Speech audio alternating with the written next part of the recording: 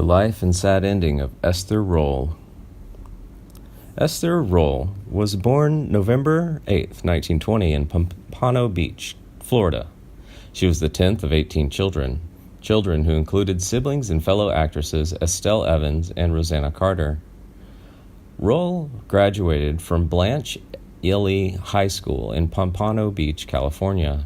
She initially studied at Spelman College in Atlanta before moving to New York City. While in New York, she attended Hunter College before transferring to the New School and then Yale University in New Haven, Connecticut. For many years, Rolle worked in traditional day job in New York City's garment district. Rolle was a member of Asadata Defora's dance troupe, Shogolo Oloba. She became the troupe's director in 1960. Rolle's earliest roles were on the stage. Her New York stage debut was in the 1962 play The Blacks.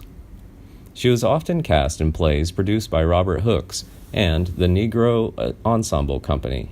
She also appeared in productions of The Crucible and Blues for Mr. Charlie.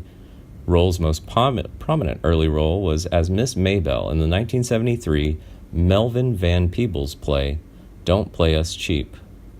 In 1977, Rolle played Lady Macbeth in Orson Welles' Haitian-influenced version of William Shakespeare's Macbeth at the Henry Street New Federal Theater in Manhattan.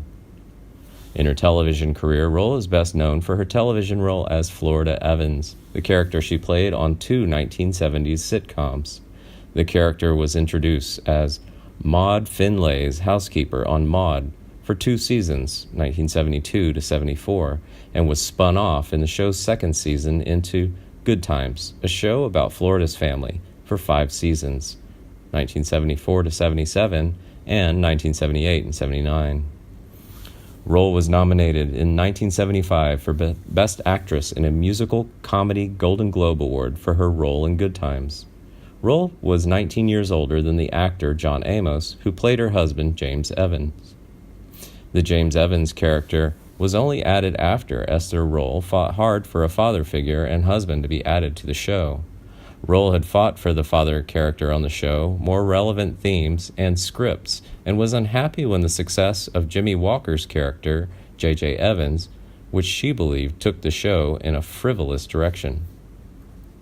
John Amos agreed with Rolle about Walker's character and was fired from the show after the 3rd season ended.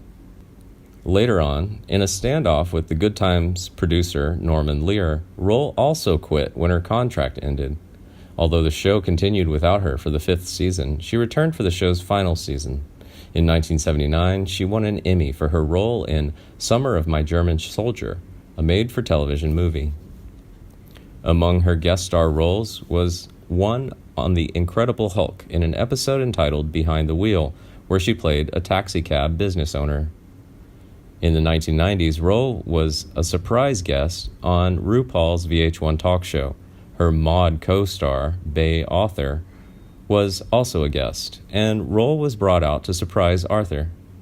Rolle also appeared in a series of Psychic Hotline TV commercials in the 1990s. Rolle released an album of music titled The Garden of My Mind in 1975.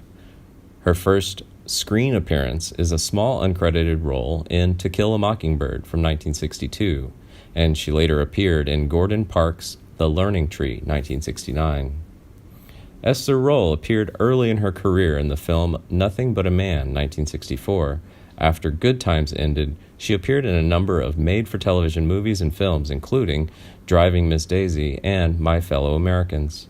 A memorable role was that of Aunt Sarah in the film Rosewood in 1997. She had a major role in I Know Why the Caged Bird Sings, based on Maya Angelou's memoir of the same name, and had the distinction of having won the first Emmy Award for the category Outstanding Supporting Actress in a Miniseries or Movie in 1979 for her work in the television movie Summer of My German Soldier. She's also credited for her role in the film The Mighty Quinn, 1989, starring Denzel Washington and Cheryl Lee Ralph, and featuring Robert Townsend. Her last film, Train Ride, was released in 2000 despite being filmed in 1998. In her personal life, her only marriage was to Oscar Robinson.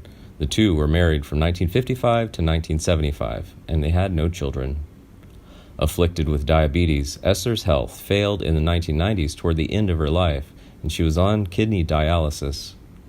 Sadly, Rolle died on November 17, 1998 in Culver City, California, from complications of diabetes, 9 days after her 78th birthday. She was a devout member of the African Methodist Episcopal Church. Rolle requested that her funeral be held at Bethel African Methodist Episcopal Church. She's buried in Westview Community Cemetery in Pompano Beach, Florida.